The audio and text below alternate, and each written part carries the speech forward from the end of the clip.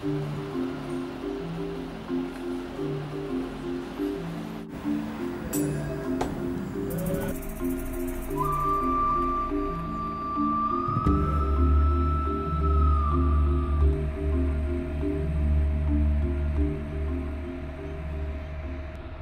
André, bonjour, bonjour. Bonjour.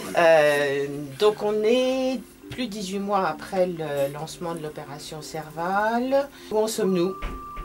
On est dans une situation qui est guère plus brillante et même, à mon avis, un peu plus tendue et peut-être pas catastrophique, mais en tout cas de situation source d'inquiétude 18 mois après l'opération Serval. Alors pour répondre plus directement à cette question, je pense qu'il faut retourner, il faut en tout cas avoir une approche historique avec les conditions d'intervention de l'opération Serval. Serval intervient avec la légitimité de la communauté internationale, puisque ça résulte d'une décision du Conseil de sécurité 2085 ou 2100, je ne me souviens plus très bien, je crois que c'est 2100, donc ça c'est le caractère légitime officiel, mais aussi dans un contexte de légalité, puisque c'était l'ex-président par intérim, le professeur Boukounda Traoré, qui a assuré la fonction de président de la République parce qu'il était président de l'Assemblée nationale, qui a demandé l'intervention des militaires français. Donc à ce niveau-là, au niveau formel, il n'y a pas grand-chose à dire. Ensuite, le problème se pose en termes de point de vue d'ordre politique. Alors de mon point de vue, je pense que s'il n'y avait pas eu l'intervention Serval, la situation pouvait déboucher sur une prise de pouvoir par la nébuleuse narco-djihadiste d'Aqmi, Ansar ad-Din et le Mujao, qui pouvait avoir des conséquences extrêmement graves sur l'ensemble de la sous-région. Cette approbation ne minimise pas le fait qu'il y avait des objectifs, bien sûr, inavoués.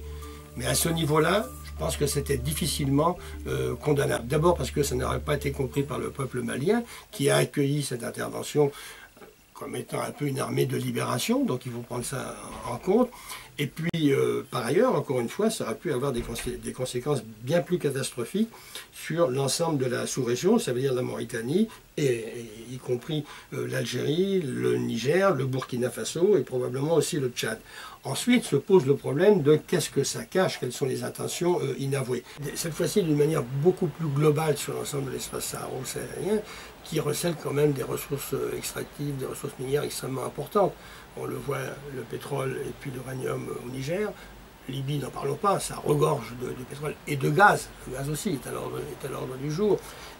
Et puis les potentialités, je dis bien potentialités parce que ce n'est pas encore dans des situations d'extraction, mais au vu, en tout cas des archives que j'ai pu dépouiller à Bamako il y a 2 ou 3 ans, des ressources prometteuses en ce qui concerne le pétrole et puis le gaz, plus particulièrement à Taoudeni, donc dans l'extrême nord du Mali, c'est un peu le lieu de frontière entre Mauritanie, Mali et Algérie, où il y aurait du pétrole et du gaz, et aussi, dit-on, de l'eau. L'eau, c'est cette fameuse réserve d'eau douce. Voilà, c'est ça, c'est important. Le site uranifère du Tamesna sur le territoire malien, qui est dans le même filon que celui d'Imouraren au Niger, c'est important de mentionner là. Un site, cette fois-ci, aurifère aux environs de Kidal, manganèse, phosphate, donc il y a des potentialités minières qui ne sont pas négligeables. On sait bien que quand il y a des potentialités, les sociétés et les pouvoirs politiques occidentaux cherchent un peu à se placer. Ça veut dire que les conditions d'exploitation, si toutefois on arrive à l'exploitation, ne seraient pas les mêmes dans un contexte national malien que dans un contexte où il y aurait autonomie de la région de Kidal, si vous voyez ce que je veux dire. Les conditions de négociation et les conditions de pouvoir ne sont pas du tout les mêmes. De toute façon, ce serait leur seule source de revenus à eux, localement. D'autant qu'on imagine difficilement comment cette région autonome pourrait vivre sans un apport systématique de l'extérieur. Soit par la fraude avec l'Algérie, parce qu'on peut considérer que de Gao jusqu'à Taoudeni, les produits alimentaires résultent de la fraude avec l'Algérie. Si l'Algérie ferme sa frontière ou ferme la fraude, ils affament. Et donc ça ne peut pas tenir, ni sur le plan du carburant, ni sur le plan des échanges, etc. Donc ils seront obligés de passer par ce qu'on appelait autrefois les fourches caudines des puissances occidentales. Ils n'auront pas le choix. Donc on peut s'interroger quand même sur des intentions inavouées. Je ne connais pas d'État humanitaire. Tous les États défendent des intérêts, absolument tous, quelle que soit la nature de leur régime. Donc cette opération Serval, on peut dire que c'était un succès relatif dans la mesure où les forces salafistes djihadistes ont été obligées de se replier à l'intérieur du Sahara, et une partie d'entre elles est partie dans l'extrême sud libyen. Ce qui ne veut pas dire que c'est un succès militaire ou un succès politique, puisque on a vu par la suite, l'histoire montre qu'il y a eu non pas transformation d'une guerre en guérilla, à l'époque j'avais un peu avancé cette idée-là, mais une transformation sous forme de harcèlement assez régulier. On a vu des attaques perpétrées par le Mujao avec l'utilisation d'obus de fabrication artisanale sur Gao, sur Tombouctou.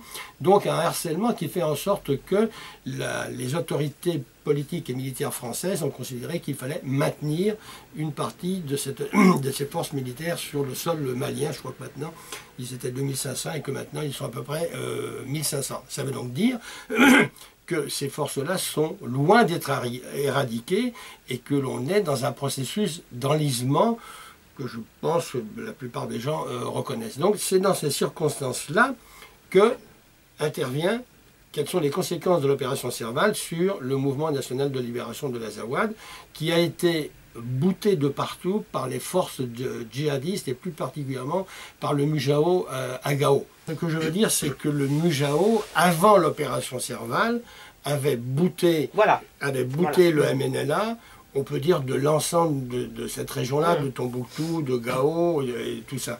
Et que le mouvement national de libération de l'Azawad avait été obligé de se replier sur une petite oasis qui s'appelle Khalil, qui se situe à l'ouest de Tinzaouaten, le Tinzaouaten malien. C'était ça, la situation politique et militaire du MNLA avant l'intervention Serval. Quelques mots à propos du Mujao, parce que ça me paraît important de le dire. Le Mujao résulte d'une scission à l'intérieur d'AQMI. Une scission qui s'est faite non pas sur des divergences d'ordre théologique, mais sur des divergences d'appréciation de nature un peu triviale, puisque certains éléments d'AQMI, qui était dirigé et encadré par les Arabes algériens. Certains d'entre eux avaient fait le coup de feu en Afghanistan. Et à l'intérieur d'AQMI, vous aviez un groupe d'Africains subsahariens, donc de Noirs. Ceux-là ont considéré qu'ils étaient victimes de discrimination raciale, notamment dans les conditions de répartition des rançons. Selon eux, ils ne bénéficieraient pas, ils n'ont pas bénéficié des mêmes distributions que les autres. C'est une des raisons pour lesquelles ils ont quitté AQMI et qu'ils ont créé le Mujao, Mouvement pour l'unité pour le djihad en Afrique de l'Ouest. À cet égard, c'est intéressant sur le plan sémantique parce qu'en termes de territoire, ça concerne l'ensemble des territoires de la CEDEAO. Donc peut-être après j'y reviendrai sur les stratégies de cette nébuleuse salafiste djihadiste.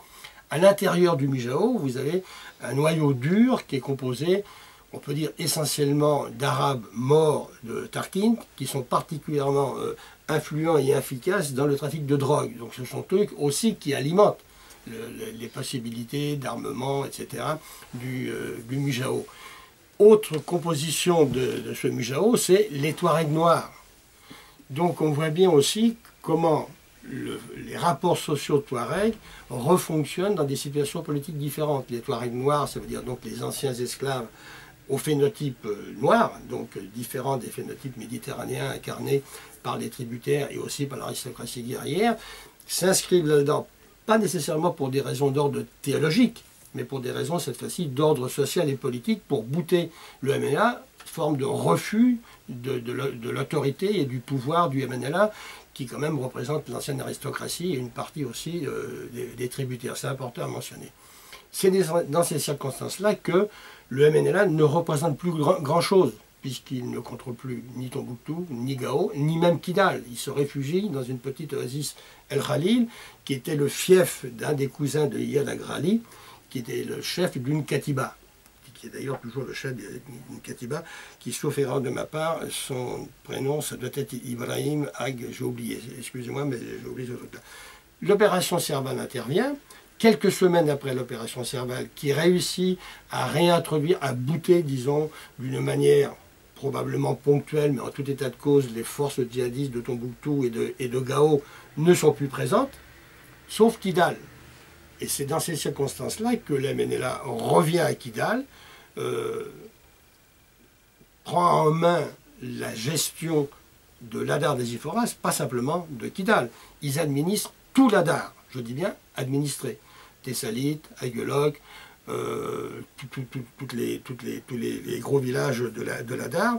Quand je dis administré, ça veut dire qu'ils créent des conditions de contrôle, plus particulièrement, ils instaurent des checkpoints, assurés et contrôlés par le MNLA, ils prélèvent des taxes sur les deux roues, sur les motos, ils prélèvent des taxes aussi sur les voitures, donc à 4 roues, qui font beaucoup de fraude avec l'Algérie, plus particulièrement de fraude alimentaire, et bien sûr aussi sur les camions. Donc c'est une véritable administration du MNLA sur l'ensemble de l'Adar, d'une part. D'autre part, ils investissent le gouvernorat, donc tous les édifices administratifs qui existaient à l'époque, avant la rébellion, avant cette situation-là, sont investis par le MNLA. Donc on peut quand même se poser la question suivante. Pourquoi ça s'est fait au vu et au su de l'opération Serval, donc de l'intervention militaire française d'une part, et d'autre part au vu et au su aussi de la MINUSMA, qui ont laissé faire. Donc il y a quand même une interrogation qui me paraît pertinente. Ensuite, face à cette situation, chacun est en droit d'y donner une interprétation politique. Mais en tout état de cause, c'est quand même une situation qui dérange énormément. À l'issue de ça, au bout de quelques mois, il y a un renversement d'opinion des populations maliennes qui ont accueilli l'intervention Serval comme étant une armée de libération, donc un certain triomphalisme. Et plusieurs mois après, face à cette situation, il y a un retournement, puisqu'il y a eu des manifestations organisées à Bamako, dénonçant la collusion, la connivence, la complicité, la duplicité, quels que soient les termes qu'on utilise, entre Serval et le mouvement national de libération de l'Azawad. Ça, c'est le contexte. Et entre-temps, on a eu les accords de Ouaga. Entre-temps, on a les accords de Ouaga, signés le 18 juin 2013, qui stipulent le cantonnement des groupes armés, donc en l'occurrence le Mouvement national de libération de l'Azawad, le Haut Conseil pour l'unité de l'Azawad, le mouvement arabe de l'Azawad, c'est-à-dire qui sont signataires de cet accord préliminaire. Je crois qu'il faut insister sur l'aspect préliminaire. Peut-être un mot quand même sur cet accord-là, parce que c'est vrai que c'est un accord dit inclusif, mais qui est fondamentalement hiérarchisé. Donc je vais m'expliquer. Les trois groupes que j'ai cités ont participé aux négociations, aux discussions qui ont conduit à l'élaboration d'un document. Ce document-là a été ensuite soumis aux milices, cette fois-ci milices proches de l'armée malienne, plus particulièrement Gandakoy et Gandaïzo, qui ont signé ce document, mais ils n'ont pas participé aux conditions d'élaboration de ce document. Donc c'est quand même quelque chose d'un peu gênant, parce que cette hiérarchisation, elle induit aussi de facto une conception politique de la négociation. Je ne vois pas pourquoi, puisque c'est inclusif, qu'il avait fallu hiérarchiser cet aspect inclusif. Donc ça a donné la situation actuelle. Donc le cantonnement n'est pas respecté par les groupes armés Touareg, qui eux dénoncent cette bonne guerre, et sans mauvais jeu de mots, le non-respect des accords de Ouaga par les autorités maliennes. Donc c'est la confusion classique quand on ne veut pas déboucher sur des processus de négociation. Ça c'est le premier point. Maintenant le deuxième point qui me paraît important, puisque le document a été signé par des groupes qui reconnaissent le bien fondé de l'unité territoriale du Mali et le retour à la souveraineté nationale du Mali, j'observe la chose suivante, c'est que dans ce contexte-là de reconnaissance, il y a eu un gouverneur dont j'ai oublié le nom, qui s'est rendu à Kidal. Le gouverneur, il représente quand même l'autorité de l'État, donc qui se rend à Kidal, il est caillassé copieusement. Ensuite, au lieu de l'accueillir dans le gouvernorat de Kidal, qui est toujours occupé par le mouvement national de libération de l'Azawad, on lui donne une petite chambre dans la mairie de Kidal, avec une natte, c'est gentil de leur part, ils leur ont quand même donné une natte, je crois aussi un matelas, dans lequel il vit. C'est quand même un peu choquant de la part de gens qui ont signé cet accord préliminaire et qui, en définitive, symboliquement et politiquement, ne reconnaissent pas l'autorité de l'État. Donc ils maintiennent leur position de revendication ambiguë, un peu floue. De temps en temps c'est indépendance, de temps en temps c'est autonomie, de temps en temps on ne sait pas très bien. Donc c'est dans cette situation-là. Le deuxième aspect qui me paraît quand même important, c'est qu'à la faveur de conflits que je ne caractériserai pas, mais je crois que ça intervient en juin 2013, les cadres du MNLA prennent la décision d'expulser tous les Noirs de Kidal accusés de traîtrise vis-à-vis du MNLA. C'est le 1er juin 2013. 1er juin 2013, donc après la signature des accords... Juste avant. Juste avant. Oui, vous avez raison, Ouais, puisque c'était le 18 juin. Juste avant.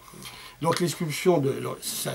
Ça quand même, ça symbolise bien aussi la représentation que les cadres, peut-être même l'ensemble du MNLA, se fait du politique, puisque c'est l'expulsion des Noirs. Et quand on voit les rapports sociaux qui ont régi la société touareg et qui continuent à la régir sur le plan idéologique, on voit bien que ça peut rapidement dériver, il y a une dimension raciale et raciste, que ça peut dériver sur une conception, j'utilise les guillemets parce que l'apartheid c'est autre chose, mais qui pourrait renvoyer quand même à ce type de conception. Ils les ont expulsés sur Gao, en camion, les accusant d'être des suppôts des Maliens.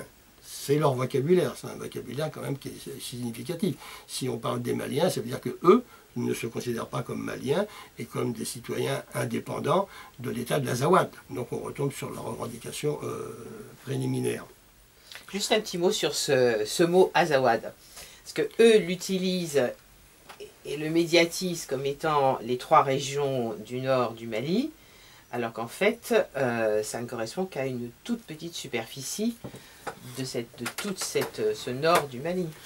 Oui, bon, ce qu'il faut reconnaître au MNLA, c'est leur habileté dans la confusion et dans la mauvaise foi. Je crois qu'il faut leur reconnaître quand même cet aspect-là.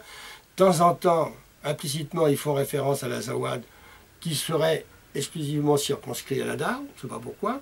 Et puis, mais d'une manière beaucoup plus générale cette fois-ci, pour eux, l'Azawad, c'est les 3 régions administratives composées de Tombouctou, Gao et Kidal.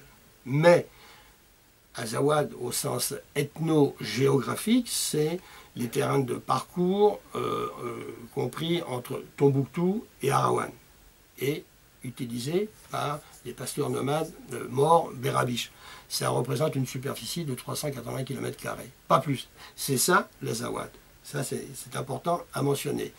Là où il joue sur l'ambiguïté, c'est que dans les accords, dans le pacte national et le statut particulier, il est fait référence, avec précaution, selon les mouvements de rébellion, l'Azawad concerne les régions administratives de Tombouctou, Gao et Kidal. Eux transforment ces régions administratives en territoire politique, puisqu'au début, leur revendication, c'était l'Azawad, c'est le territoire, la terre de nos ancêtres, ce qui est rigoureusement faux, et complètement faux, puisque le septentrion malien, cette fois-ci en termes démographiques décroissants, c'est essentiellement des Songhai, donc des sédentaires, des Maures, des Arabes, des Peuls, des Bozos, mais bien sûr aussi quelques Bambara. Donc ça ne renvoie à aucune réalité historique. Il n'y a jamais eu ni chefferie, ni royaume, ni empire de l'Azawad. C'est une construction politique. Qu'un mouvement politique, quelles que soient ses finalités, ils ont le droit de faire ce qu'ils veulent, mais se revendique d'une antériorité historique pour légitimer des revendications politiques, de mon point de vue, c'est inacceptable. Et je pense qu'il faut le dénoncer à chaque fois parce que ça entretient une confusion idéologique et ça légitime leur finalité politique hégémonique. C'est ça qui me paraît important. Donc il y a un combat à mener au niveau de la sémantique. Alors ça peut vous paraître un petit peu dérisoire d'engager un combat politique sur la sémantique. L'enjeu, il est fondamentalement là. Tout le monde, et les Maliens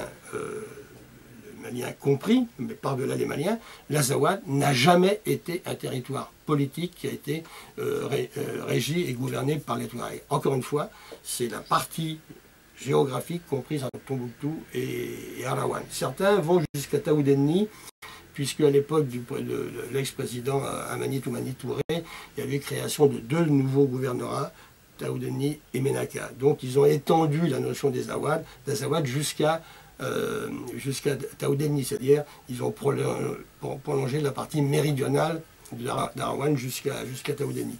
Ça c'est important parce qu'ils ne peuvent pas se prévaloir de ça. Or à longueur de temps, y compris dans les sigles, il y a toujours référence à cette notion d'Azawad qui existe aussi depuis la rébellion de 1990. Tous les mouvements se réfèrent à cette notion d'Azawad. Donc il y a un combat politique à mener là-dessus. Ils se prévalent également, dans le même amalgame, de toutes les populations qui vivent dans le septentrion malien. Oui, là-dessus ils sont logiques, puisque voilà. Pour eux, l'Azawad, donc ils ne font jamais référence aux autres populations qui sont largement majoritaires en termes de démographie.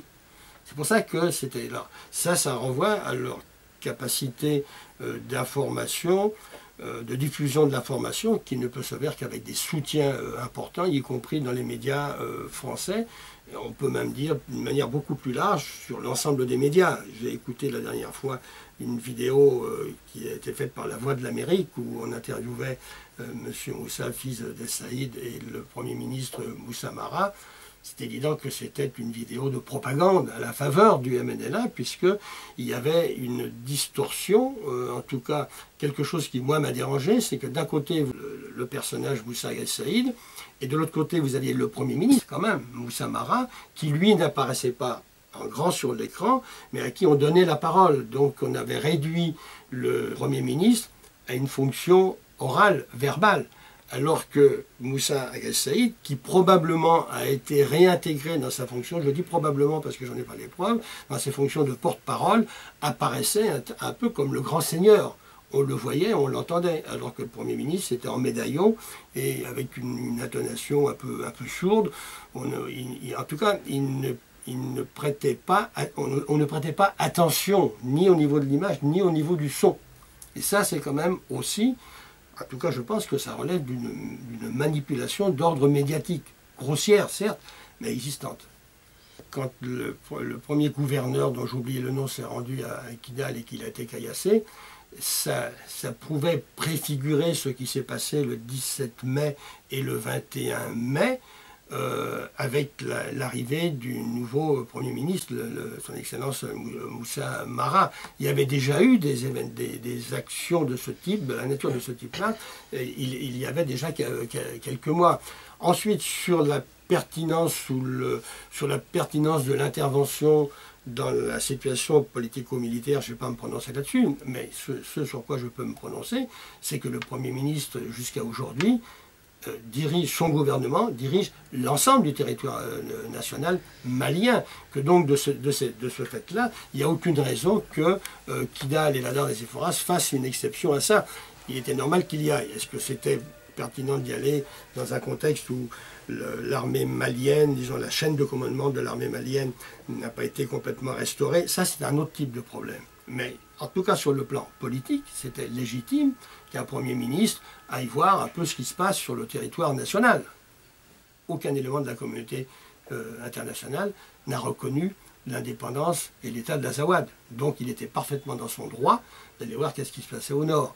Ça a débouché sur les événements que l'on connaît, du 17 et 21 mai, qui sont particulièrement dramatiques sur le plan humain, mais aussi sur le plan politique, puisqu'il y aurait, selon les statistiques officielles diffusées par les autorités maliennes, une 50aine de soldats maliens qui ont été tués, et il semblerait aussi qu'il y ait une collusion assez forte entre des éléments du MNLA et des éléments djihadistes, probablement des gens d'Ansar el-Din. Que ce soit des gens d'Ansar el-Din, du Mujao ou d'Aqmi, c'est relativement secondaire. Ils se sont appuyés aussi sur des collaborations de facto avec des éléments djihadistes. Donc ça repose le problème de la présence de l'opération Serval et de la MINUSMA, qui eux sont chargés d'éradiquer les groupes armés narco-djihadistes, qui étaient présents à travers des éléments de ces mouvements-là. Apparemment, ils ont quand même laissé faire. Donc les interrogations qu'on peut se poser sur leur présence et sur leur finalité et objectif me paraissent fondées.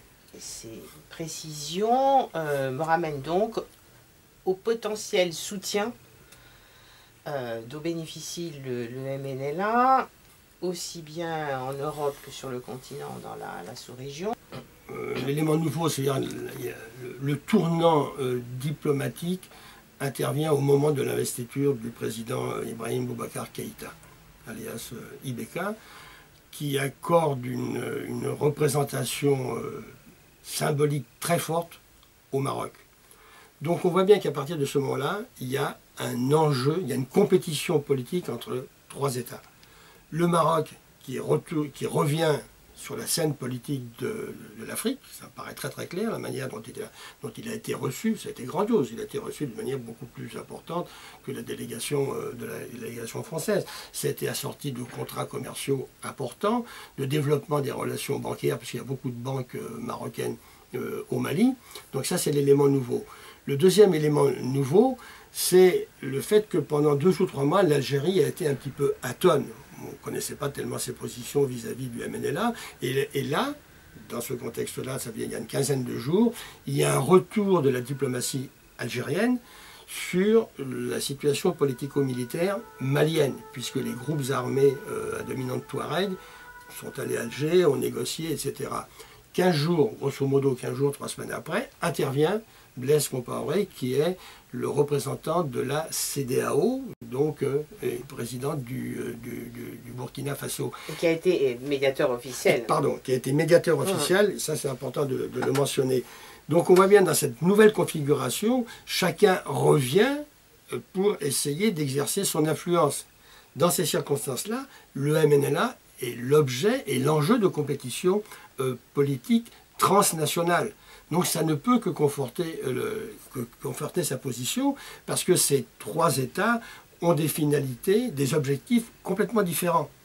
Donc l'objectif de l'Algérie, c'est connu. L'Algérie, la position officielle de l'Algérie, c'est qu'il n'y aura pas de soldats algériens qui iront à l'extérieur des frontières algériennes.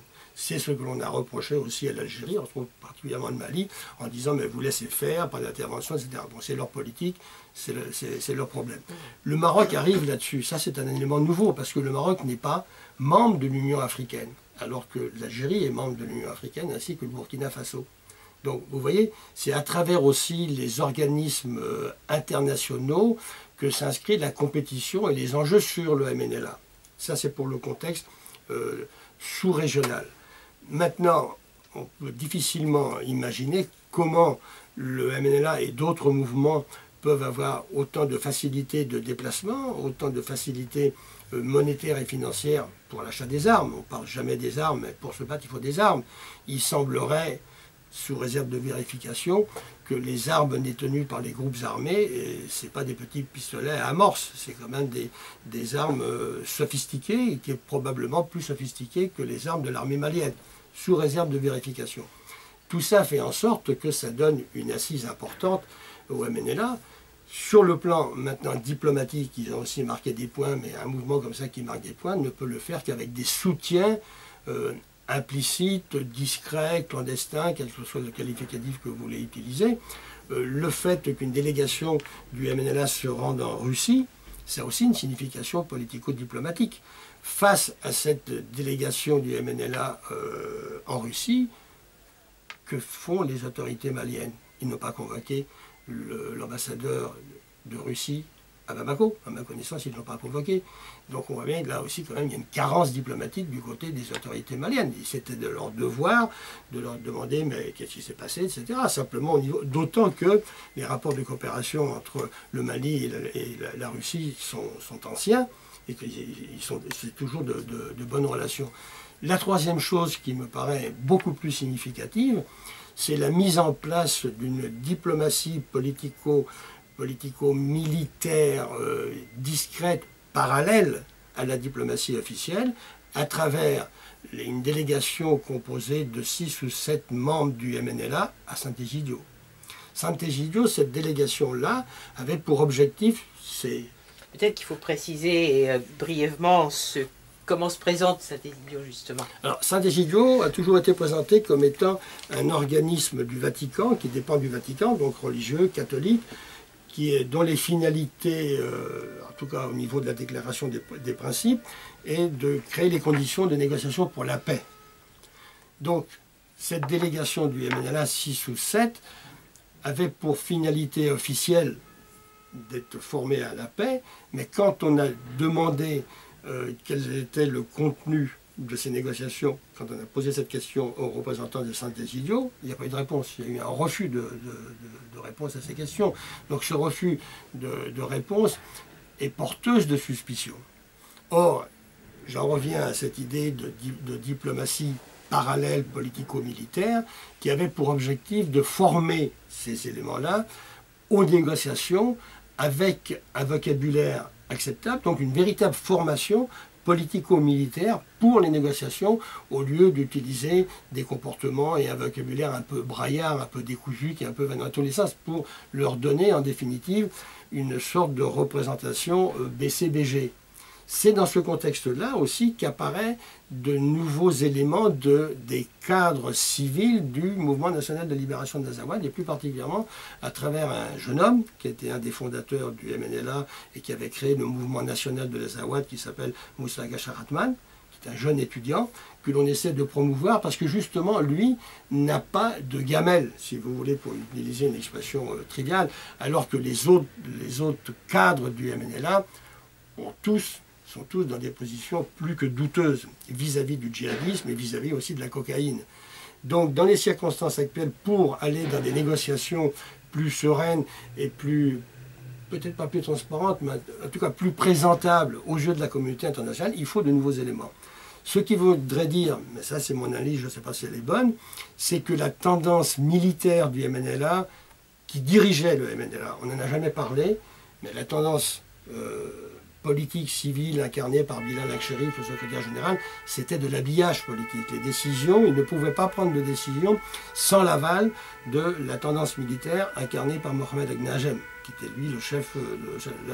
Actuellement, il semblerait que le rapport de force politique soit inversé et que la tendance civile, représenté maintenant par Moussa, qui est conseiller spécial de Bilal Akcherif, lequel Bilal Akcherif est un civil formé en Libye, qui est aussi un intellectuel, puisque je crois qu'il est détenteur d'un master j'ai oublié de la discipline. Donc là, on voit bien l'émergence de nouveaux cadres présentables pour des négociations, ce qui ne fait que renforcer la position du MNLA. Et c'est ça qui est un petit peu inquiétant. D'autant que, encore une fois, on ne parle, en ce qui concerne le septentrion malien, que du MNLA. Alors il y a quand même d'autres forces politiques qu'on occulte complètement.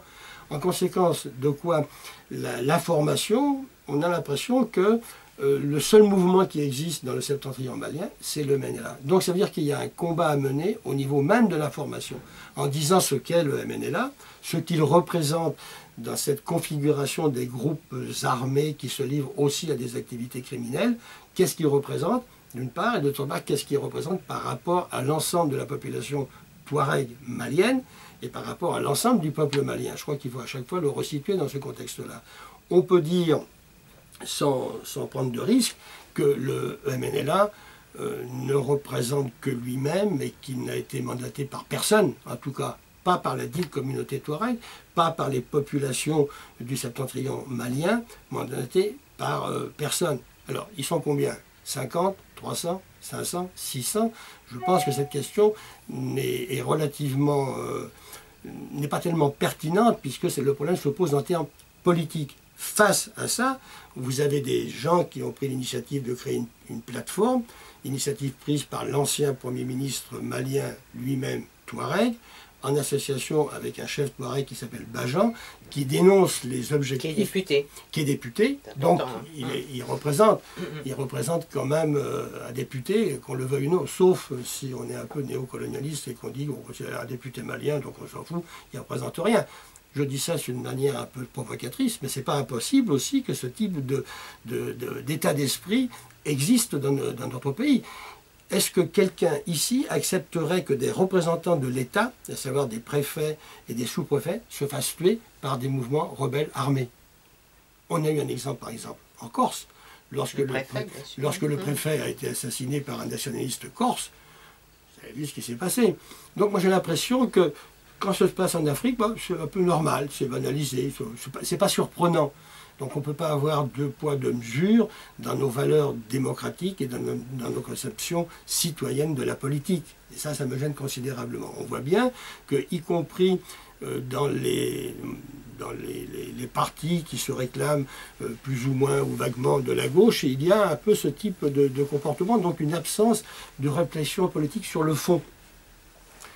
Donc là-dedans, le MNLA ne peut pas se prévaloir comme le représentant de l'ensemble des populations du septentrion malien. C'est impensable. Seulement là où ils font fort, c'est avec leur notion d'Azawad, puisque l'Azawad représente, selon eux, l'ensemble de ces populations. Mais il n'y a jamais de discussion sur le fond.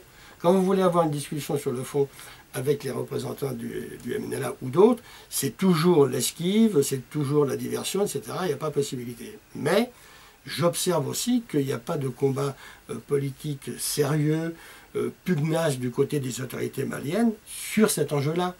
C'est-à-dire que si les négociations ne se font pas d'une manière équitable, je dis bien équitable, non hiérarchisée et démographiquement égalitaire, les représentants des rébellions Touareg, le Haut Conseil pour l'unité de l'Azawad, le mouvement arabe de l'Azawad, le MNLA, etc., et les anciennes milices qui se sont transformées avec de nouvelles appellations un peu compliquées, je n'ai pas retenu leur sigle ni leur chirurgien, et puis aussi les députés. Il y a eu des élections législatives récemment. Je ne vois pas pourquoi ces éléments-là qui représentent quand même le peuple malien, puisque ça a été des élections législatives, ne siégeraient pas dans ces négociations dites inclusives. Ils représentent quand même, donc il est normal qu'ils soient là. Et je rajouterais aussi, puisque le pouvoir politique, il existe, l'influence politique existe aussi entre certains chefs de fractions ou de tribus, il n'y a pas de raison qu'il ne soit pas quelque part représenté. Tant qu'il n'y aura pas de volonté de négociation globale avec tous ces aspects-là, je pense qu'on va retourner dans les mêmes situations que dans les années 90 et 2006. Parce que les accords, tels qu'on entend dire, en tous les cas, ça se profile. C'est dans les quelques semaines qui viennent à Alger. Hâté, s'il va se faire dans la hâte et des négociations avec de tels enjeux qui se font dans l'urgence, c'est jamais, je dis bien jamais, bon, en tout cas pour l'ensemble du peuple malien. Ça veut dire qu'il y a des enjeux extrêmement importants et que si ça se fait dans l'urgence, cette urgence est dans un contexte politico-militaire favorable au MNLA. C'est pour ça que d'ores et déjà, les négociations sont, s'il n'y a pas un redressement, biaisées politiquement. Ça veut dire que le MNLA n'a pas du tout abandonné sa volonté politique et juridique de l'autonomie, d'un statut particulier, mais là ils sont flous, on ne sait pas si c'est un statut particulier pour l'Adar ou un statut particulier sur l'ensemble du septentrion malien, ou une région de Tombouctou, Gao et Kidal, ça demeure encore, mais probablement c'est ça qu'ils vont défendre, encore une fois dans un rapport de force politique et militaire qui n'est pas favorable aux autorités maliennes. Par-delà les déclarations d'intention, je ne vois pas de décision concrète qui serait susceptible de rééquilibrer ces forces. Et quasiment à la même période, en tous les cas c'est ce qu'on dit, c'est ce qu'on entend dire, risque d'être signé ce fameux accord militaire. Bon, ça c'est un peu l'Arlésienne, parce que ça réapparaît. Ce matin dans la presse encore, il disait que ça avait l'air d'être à nouveau repoussé, enfin dans la presse malienne. Ça c'est un peu l'Arlésienne. C'est pas inintéressant de situer les conditions politiques, symboliques de la non-signature de cet accord de défense. L'ex-ministre de la Défense, M. Soumeilou Boubei Meiga, avait proposé la signature un jour où ce n'était pas acceptable de signer une telle chose. Alors, est-ce qu'il l'a fait volontairement ou est-ce qu'il ne l'a pas fait volontairement? Chacun aura son point de vue là-dessus, mais en tout cas c'est quand même assez significatif. Donc si c'est repoussé à chaque fois, ça veut dire que c'est un moyen, c'est un peu le moyen du faible du côté des autorités maliennes pour ne pas passer justement à cette signature. Il y a des pressions très fortes qui s'exercent pour que l'on aille à la signature de nouveaux accords de défense qui ne seraient pas des accords, Mais il des parle accords d'accords de coopération ou Oui, d'accords de oui. défense. Oui, parce que c'est pas la même chose. S'il donne, si par exemple, dans le cadre de la coopération militaire, il considère que Thessalite, qui est un enjeu politique important, déjà à l'époque de l'ex-président ATT, la France du mari de Carla Bruni voulait l'aéroport de Thessalite pour qu'il y ait une base militaire française. Les Américains aussi voulaient cette base militaire, cette fois-ci américaine. ATT a refusé de donner cette... Alors, c'est pas du tout impossible que dans le contexte actuel, ces enjeux-là existent encore, mais qu'ils sont contournés par une présence de militaires, ce qui est le cas, de militaires français à Thessalite, sans que pour autant ce soit assorti d'une base militaire pour 2 ans, 3 ans, qui serait renouvelée. Enfin, je pense que la revendication n'est plus la même parce que c'est probablement plus difficile d'obtenir ce type d'accord de coopération. En tout état de cause, Thessalite, c'est quand même un endroit aussi où il y a beaucoup d'Iphoras. Donc les 300 militaires, je crois, français qui sont à Thessalite, compte tenu de l'ambiguïté, de la duplicité, de la connivence, quel que soit le terme qu'ils entretiennent avec des éléments du MNLA, ça peut aussi faciliter les relations avec le MNLA. L'aéroport, c'est géostratégique, surtout internationalement. Oui, oui, je crois qu'on ne peut pas dissocier, en tout cas dans l'analyse globale de la crise du capitalisme mondialisé, parce que je pense que ça se pose en ces termes, qu'on ne peut pas appréhender les réalités de la sous-région, de l'espace saharo-sahelien, indépendamment de ce qui se passe au Moyen-Orient. Je vais essayer d'être un peu plus clair. On constate, enfin, c'est un constat, hein, qu'à chaque fois que le régime capitaliste est en crise, il a tendance à exporter sa crise. C'est un constat historique. La situation inédite actuellement, c'est que cette crise-là, elle est mondialisée et qu'il y a apparition de nouvelles forces, plus particulièrement toute cette nébuleuse liée à Al-Qaïda depuis l'intervention des avions sur les tours de New York à Manhattan. Donc la question qu'on peut se poser, c'est que, encore une fois, c'est simplement un constat, mais un constat qui prête à une interprétation politique. Ce qui se passe au Moyen-Orient, ce qui se passe dans l'espace saharo-sahelien avec l'intervention militaire franco-britannique puis celle de l'OTAN en Libye, a une signification. Ça a été légitimé par le fait que Kadhafi, quand il y a eu cette opposition à Kadhafi, et il faut souligner que c'était une opposition armée, alors que les printemps arabes dans les autres pays avaient comme objectif d'un retour à la démocratie sans passer par les armes. Donc on ne peut pas faire l'amalgame entre ce qui s'est passé en Libye et de ce qui s'est passé dans les autres pays arabes. En Libye, c'était une opposition armée. Quel est l'État qui accepterait une opposition armée à l'intérieur de son État? À ma connaissance, aucun. D'où le fait que ça a débouché sur une guerre civile dont on n'avait pas mesuré la durée. Je pense que les forces occidentales pensaient que ça s'est fait très rapidement, compte tenu du fait qu'il y avait l'image d'un dictateur qui n'avait pas d'assises sociales. Alors il s'est avéré quand même que cette guerre civile a duré 10 mois ou 11 mois, je crois, quelque chose comme ça, quasiment 1 an. Donc ça avait quand même des forces sur lesquelles il y avait possibilité de s'appuyer. Je ne me prononce pas sur Kadhafi, je dis le contexte. Quelles ont été les conséquences de cette intervention militaire? L'arrivée, pour en rester en Libye, la destruction de tout pouvoir central, l'institutionnalisation des milices tribales et des milices djihadistes, donc l'arrivée au pouvoir de tous ces salafistes djihadistes que Kadhafi avait réussi à contrôler par la corruption, par tout un tas de moyens, mais en tout état de cause, par une certaine stabilité. Ça a eu des conséquences de déstabilisation sur l'ensemble de la sous-région et plus particulièrement sur le Mali. Alors pourquoi sur le Mali? Parce que le Mali occupe une position géostratégique dans cet espace saharo-sahélien. Ça veut dire que la déstabilisation du pouvoir central au Mali s'est faite à partir du septentrion, c'est-à-dire à partir de la région de Ménaka, Kidal, Gao, etc. Et cette même région devient le centre de la déstabilisation sur les États périphériques, les États frontaliers. Comment? Frontaliers. Sur les États frontaliers, Algérie, Mauritanie, on l'a vu avec ce qui s'est passé à In Amenas, on le voit aussi sur les conséquences qu'il peut y avoir sur le Niger avec la prise d'otages, etc. Donc c'est une déstabilisation quasiment généralisée sur l'ensemble de l'espace saharien qui passe par la déstabilisation d'État par État en s'appuyant sur des ethnies qui ont des revendications qu'on peut considérer comme étant légitimes.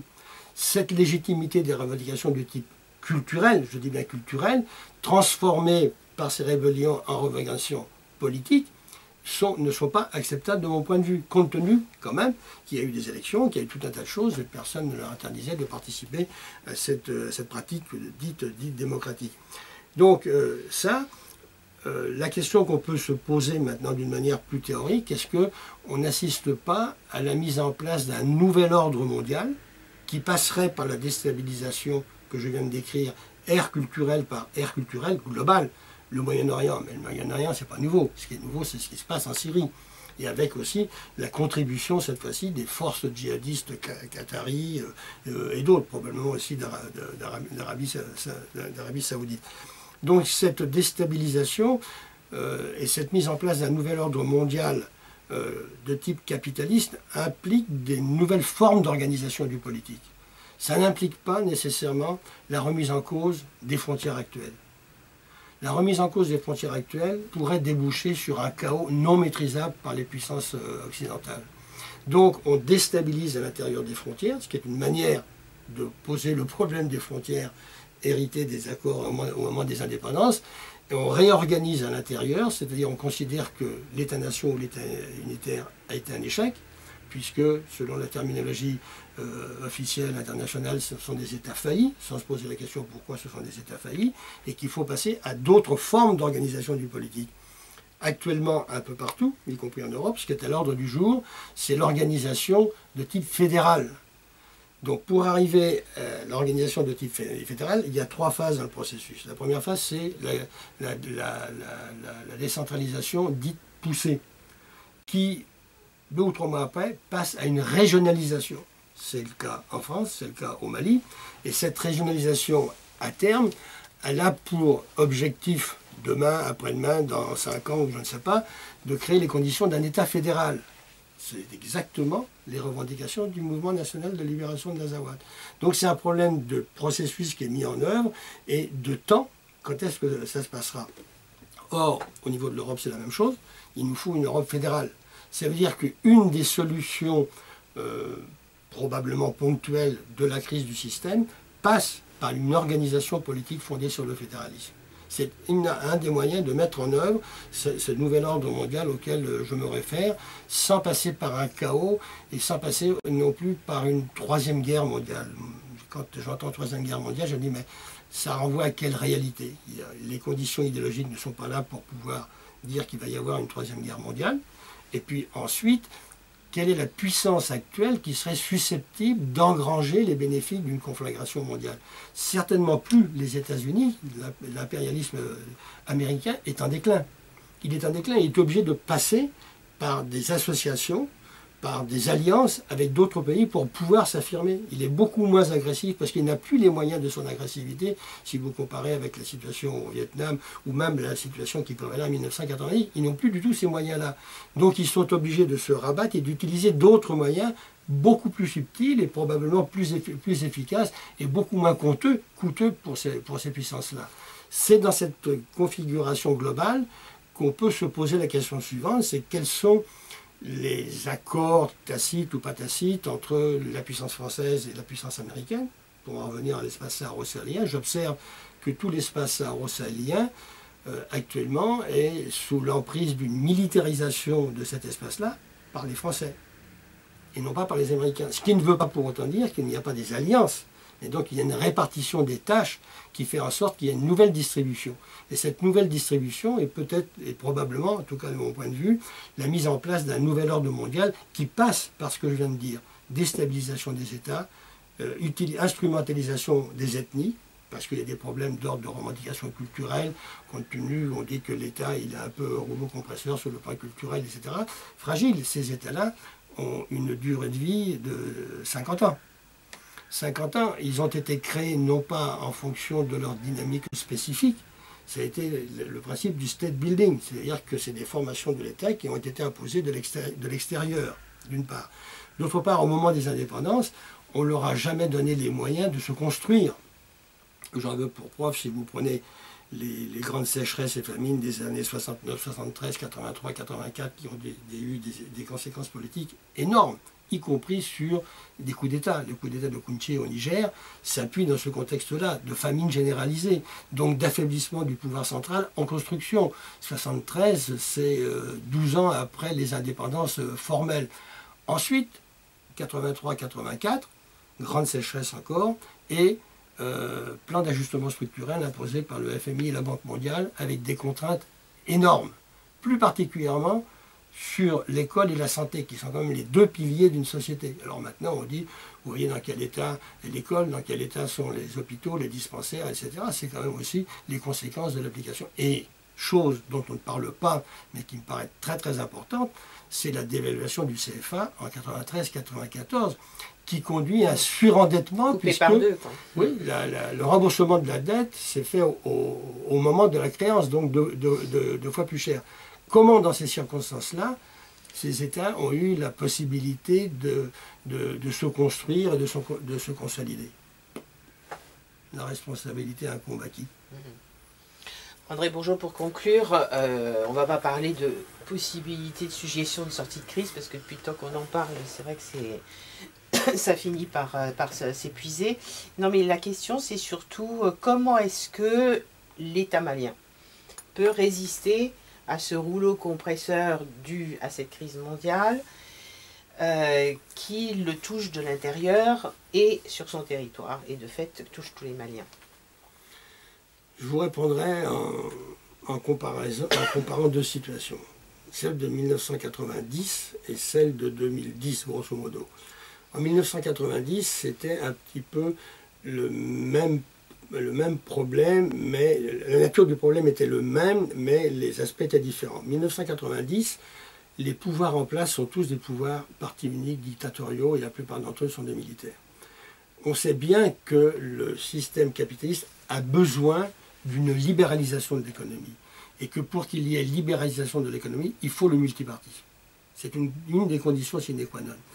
Donc, les gouvernements en place dictatoriaux nationalistes empêchaient les ramifications de ce système économique. Il fallait donc, d'où le discours présenté comme étant le discours de La Baule, qui crée les conditions du multipartisme.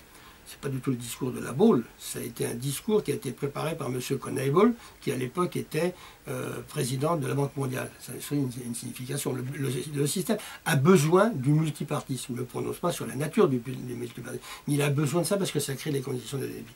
Qu'est-ce que j'observe en 2010? Et là, vous aviez Conférence nationale souveraine, un grand mouvement populaire, parce que le système avait besoin de ce mouvement populaire. Et ce mouvement populaire, Conférence nationale souveraine, ça veut bien dire ce que ça veut dire, souveraine. Qui s'est tenu où? Partout, dans toute l'Afrique francophone. C'est pour ça que c'est intéressant. C'est partout en Afrique francophone, pas en Afrique anglophone. Donc la question qu'on peut se poser, c'est est-ce qu'il n'y a pas actuellement une spécificité francophone, pour ne pas dire française, de tous ces pays qui constituaient l'ancien empire colonial français. Il y a quand même des spécificités avec ces conférences nationales, souveraines.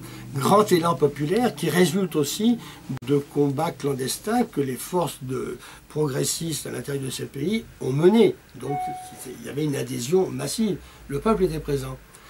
Dans ce peuple-là, dans ces circonstances-là, émergent de nouvelles élites politiques. C'était le cas au Mali, c'était le cas au Niger, etc. Ce sont ces gens-là aussi qui sont actuellement au pouvoir. Maintenant, en 2010, il n'y a pas eu de grands mouvements populaires, de grandes conférences nationales. Ça a été une reprise en main par les institutions. Et vous avez ce qu'on appelle les comités nationaux de transition, ou les conseils nationaux de transition, qui sont des initiatives exclusivement institutionnelles, où le peuple n'est pas représenté. Donc on voit bien la différence qu'il pouvait y avoir en 1990 et le fait que le système dominant actuellement est frileux et qui ne veut pas de grands mouvements populaires. Maintenant, ensuite, les décisions politiques relèvent des chefs d'État des nations. Si effectivement le président Ibeka avait pris la décision de s'appuyer sur le peuple malien pour essayer de sortir de la crise, on ne serait peut-être pas dans cette situation-là. Or, toutes les relations qui ont voulu se nouer avec le peuple sont passées par les institutions et par des ministères, ministère de la réconciliation, commission de réconciliation, etc. Donc la relation avec le peuple, elle est tout le temps médiatisée.